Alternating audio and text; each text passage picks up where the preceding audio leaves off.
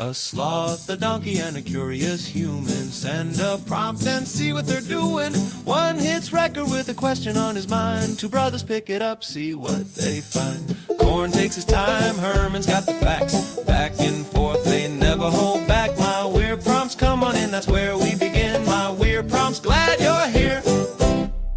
This episode was generated using artificial intelligence. Please verify facts. You know, Corn, this whole show runs on GPU compute, and we wouldn't be here without Modal. Seriously. And that's what powers all our text-to-speech. Everything you're hearing right now. They're an AI infrastructure platform. Developers use them to run GPU workloads in the cloud with zero infrastructure headaches. If you're building anything with AI, check them out. Modal.com. You ever look at a map of Europe and wonder how we got from Caesar speaking Latin to a guy in Paris eating a croissant and a guy in Rome eating pasta speaking completely different languages? It is like a massive game of telephone that lasted 2,000 years and nobody ever hung up the phone. It is the ultimate slow-motion car crash of communication, Corn. Or maybe a slow-motion explosion is a better way to put it. Today's prompt from Daniel is about exactly that, dialect divergence. He is asking if languages start as regional dialects that just drift apart until they hit a wall where they can no longer understand each other. And the short answer is yes, but the long answer involves mountains, armies, and something called a dialect continuum that is frankly a bit of a mind-bender. Well, before we bend any minds, I should mention that today's episode is powered by Google Gemini 3 Flash. It is writing our script while I sit here trying to figure out if I can start my own dialect, just by mumbling more than usual. I am Corn, the resident sloth, and joining me is my brother, the walking encyclopedia of linguistics, Herman Poppleberry. I will take encyclopedia over dictionary any day. But Daniel really hit on a fundamental truth of human history here. We tend to think of languages as these fixed, solid objects, like English is a box and French is a different box. But in reality, language is more like a fluid. It is constantly leaking, shifting, and evaporating. What we call a language is often just a snapshot of a dialect that got lucky or got a government behind it. It is the Planck of Carneades paradox, but for words. If you change a word here and a vowel sound there, at what point does the boat become a different boat? Or in this case, at what point does the farmer in one valley realize he has no idea what the farmer in the next valley is saying about his goats? That is the threshold of mutual intelligibility. And it is not a clean line. It is a gradient. Think about a village in the year 1000. Everyone speaks the same way. But then some people move over a mountain range. They stop talking to the original group every day. Fast forward 500 years and their descendants are basically speaking two different languages. So, geography is the original mute button. If I cannot hear you, I cannot copy you, and if I cannot copy you, I start making up my own weird way of saying, pass the butter.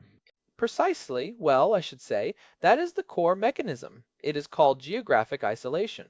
When a population is split by a physical barrier like a mountain, a wide river, or an ocean, the natural leveling that happens through daily conversation stops. Innovations, new slang, simplified grammar, or shifting vowel sounds stay local.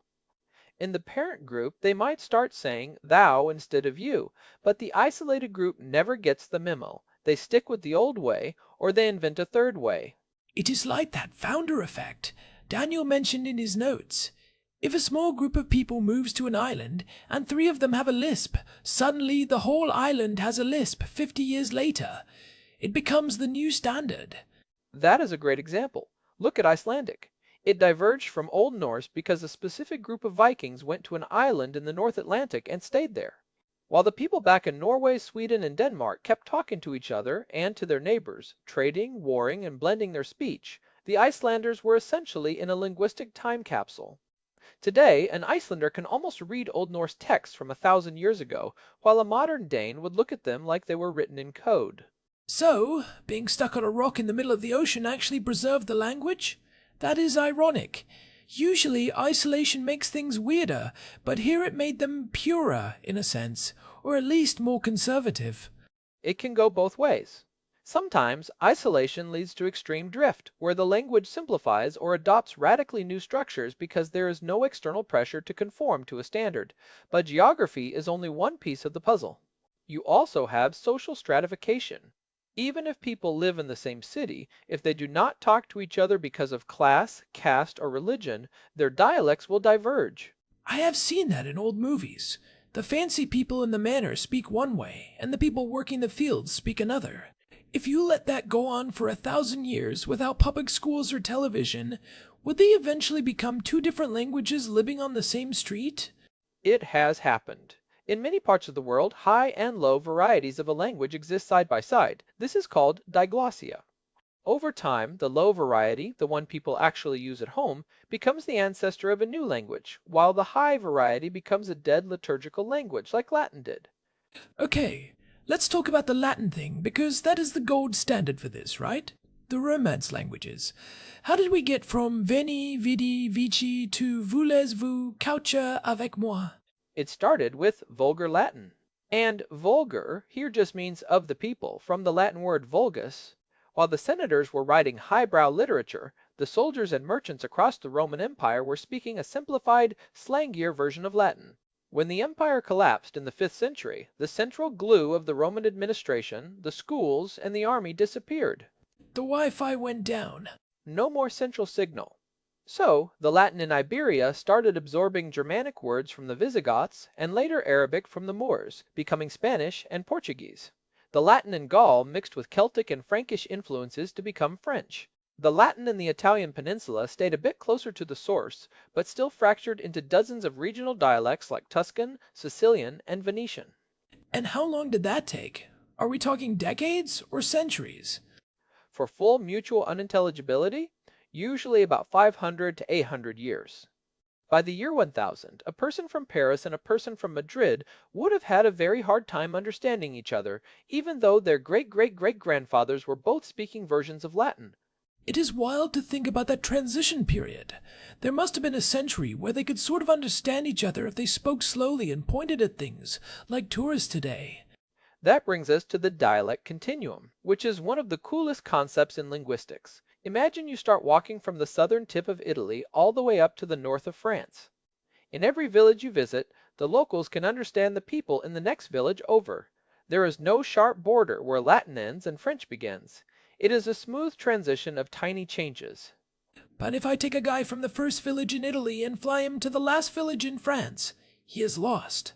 Utterly lost. He can understand village B, and village B understands village C, but village A and village Z are mutually unintelligible. The language only becomes a distinct thing when the middle links of that chain are broken. Usually that happens because a political border is drawn, and a central government picks one dialect, usually the one spoken in the capital, and says, "This is the national language. Everyone must learn this in school." A language is a dialect with an army and a navy. I love that quote. It makes linguistics sound like a game of Risk. It basically is. Max Weinreich was right. Look at the Scandinavian languages, Norwegian, Swedish, and Danish. Linguistically, they are a dialect continuum. A lot of Norwegians can understand Swedes and Danes pretty well. But because they are three separate countries with three separate kings and three separate flags, we call them three separate languages. Whereas in China you have Mandarin and Cantonese, which are as different as English and German in terms of how they sound, but they are called dialects because the state wants to emphasize national unity. That is the political side of it. If you cannot understand someone, but your government says you speak the same language, you call it a dialect. If you can understand someone, but your government says you are different nations, you call it two different languages. Look at what happened with Serbo, Croatian. When Yugoslavia was one country, it was treated as one language with regional variations. After the country broke up, it suddenly became Serbian, Croatian, Bosnian, and Montenegrin. They are still almost entirely mutually intelligible, but they are now linguistically separate because of identity. It is like siblings who get into a fight and insist they are not even related anymore. I don't speak your language, Steve, even though they grew up in the same house. It is exactly like that. Now, Daniel mentioned some interesting 2024 and 2025 research in his notes about how we measure this distance between dialects. They use something called Levenshtein distance. It is an algorithm that counts how many edits, adding, deleting, or changing a letter you need to turn one word into another. Like a Wordle for scientists. Sort of. If the Levenstein distance between two dialects gets too high, the cognitive load of trying to translate in your head becomes too much, and the brain just gives up. You stop trying to map their words onto yours and just categorize it as noise or foreign. I have felt that. Sometimes I listen to someone from deep in the Appalachian Mountains or a very thick Scottish accent, and for the first 30 seconds my brain is just spinning its wheels. Then, suddenly, it clicks, and I can hear the English underneath. But if they used 5% more unique vocabulary, I think I would be totally sunk. That is, passive intelligibility, and there is an asymmetry to it that I find fascinating. Daniel pointed out that speakers of smaller languages often understand their bigger neighbors better than the other way around. Like, Slovaks often understand Czech perfectly because they grow up watching Czech TV or reading Czech books, but a Czech person might struggle with Slovak because they have had less exposure to it. It is the cultural gravity of the bigger dialect. It pulls the smaller one into its orbit. Which makes me wonder, is globalization killing dialect divergence? With the internet, YouTube, and Netflix, are we all just going to end up speaking one giant, homogenized internet English? That is the linguistic leveler theory. Some researchers think the drift is slowing down because we are all constantly exposed to a standardized version of our language. If a kid in rural Alabama and a kid in London are both watching the same YouTuber, they are going to adopt the same slang and the same neutral accent. The geographic isolation that drove the Romance languages or the Germanic split just doesn't exist anymore. But isn't there a counter movement? People using language to signal that they aren't part of the mainstream? Like internet subcultures developing their own leet speak or brain rot slang specifically so that outsiders, meaning us, Herman, don't know what they are talking about. You are hitting on the identity driver. Divergence isn't just about being unable to talk to others, it is often about wanting to sound different. Even if we have the internet, we still have the human urge to mark our tribe. You see this in African American vernacular English or in multicultural London English. These aren't just accents, they have unique grammatical rules and vocabularies that have diverged from standard English because of social and cultural factors. They are dialects in the middle of a divergence process.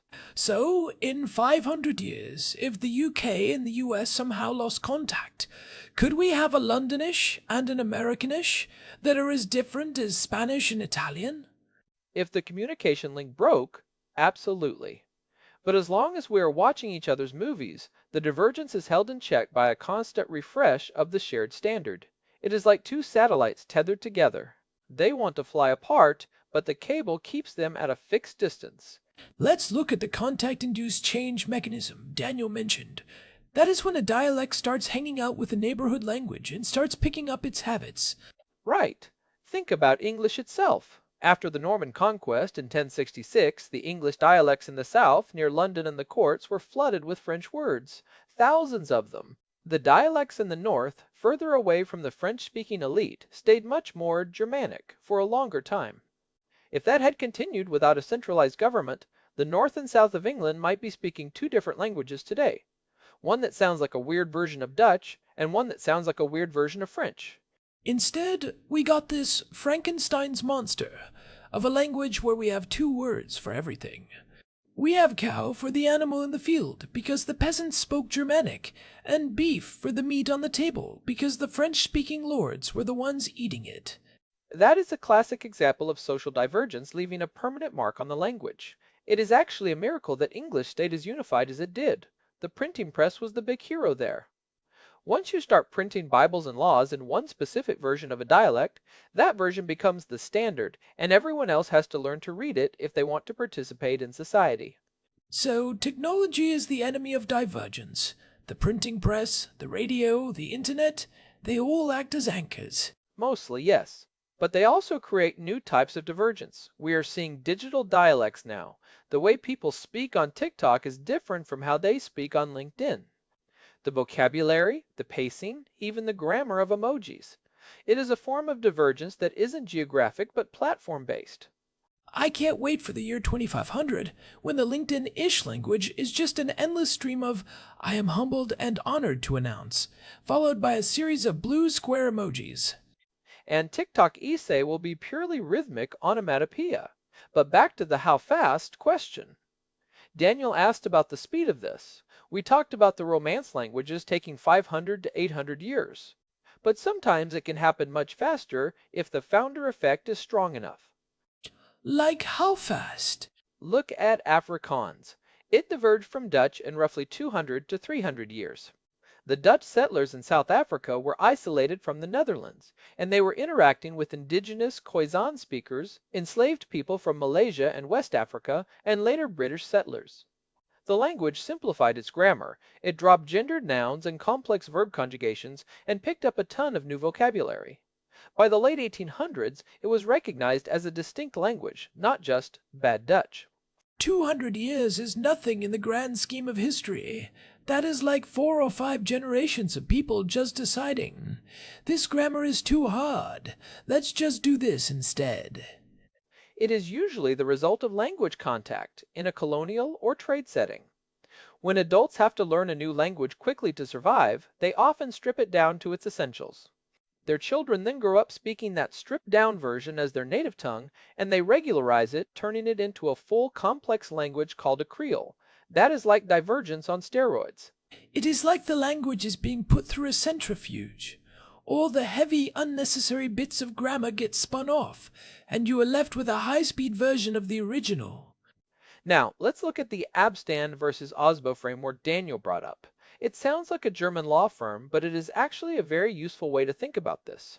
Abstand languages are different because they are objectively distant, like English and Japanese. No amount of politics is going to make them dialects of each other. Osbau sounds like the interesting one.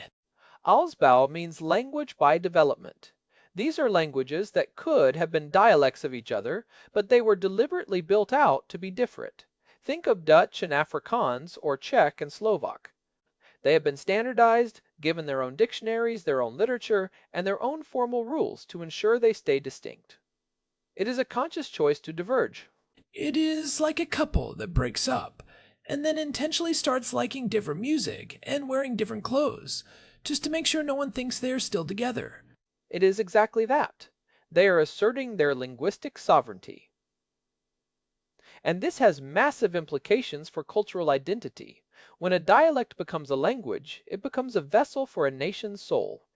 It is why people get so defensive about correct grammar, or why some countries have language police, like the Académie Française.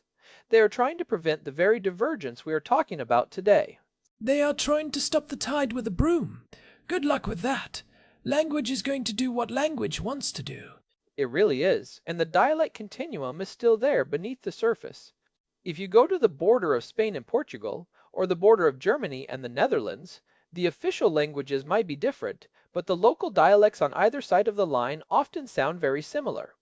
The people living there are the bridge that the governments tried to burn. This makes me think about the future. We have these AI translation tools now, like the one powering this very script. If I can wear a pair of earbuds that translates any dialect into my own in real time, does the cost of divergence disappear? That is a brilliant question. If the cognitive load of understanding a different dialect is handled by an AI, we might see a massive explosion of new dialects. If I don't need to speak standard English to be understood by you, I might feel more free to speak in a way that is hyperlocal or hyperpersonal. So, AI could actually be the greenhouse for new languages. It removes the pressure to conform. I can speak Cornish all day, and as long as your AI can decode me, we are good. It could lead to a Babel 2.0 situation. Instead of one global language, we might end up with 8 billion personal dialects that are all networked together by a universal translator. The drift would become a feature, not a bug. I like that. It is more colorful. But it also sounds like a nightmare for historians in the year 3000. We found this data disk, but it is written in a dialect used by exactly 3 people in a basement in 2026. Well, that is why standardization was invented in the first place, to make sure the message lasts longer than the person speaking it. But the takeaway for us today is that language is a living, breathing thing. It is not a monument, it is a forest. Some trees are growing apart, some are tangling together, and every now and then a new branch breaks off and becomes its own tree. And if you are learning a language, don't just look at the dictionary, look at the drift. Understanding the regional variations isn't just a pro tip, it is how you see the history of the people who speak it. You can see the mountains they crossed and the neighbors they traded with just by listening to how they say hello. It is the ultimate hidden in plain sight historical record. If you want to see the Roman Empire, don't just look at the ruins in Rome. Listen to a Portuguese fado singer or a Romanian farmer. The empire never really died, it just diverged until we couldn't recognize it anymore. That is a deep thought for a sloth and a donkey. I think we have covered the what, the how, and the why of Daniel's prompt. It is all about that slow, inevitable drift. It really is. And I think it is a good place to wrap things up. This has been a fascinating deep dive into the linguistic centrifuge, as you called it. Thanks as always to our producer, Hilbert Flemingtop, for keeping the gears turning behind the scenes. And a big thanks to Modal for providing the GPU credits that power the AI systems we use to put this show together. This has been My Weird Prompts. If you enjoyed this exploration of how languages split and shift, we would love it if you could leave us a review on your favorite podcast app. It really helps other curious minds find the show. You can also find us at myweirdprompts.com for our full archive and all the ways to subscribe. We will be back next time with another weird prompt from Daniel. See you then. Catch you on the flip side, or the drift side, whatever. Bye. This episode was produced using Google Gemini 3 Flash. Text-to-speech by Chatterbox. Thanks for listening to our show, My Weird Prompts, where our thoughts go from slow takes to facts on cue. We change and follow through. My weird prompts, that's the flows from sloth.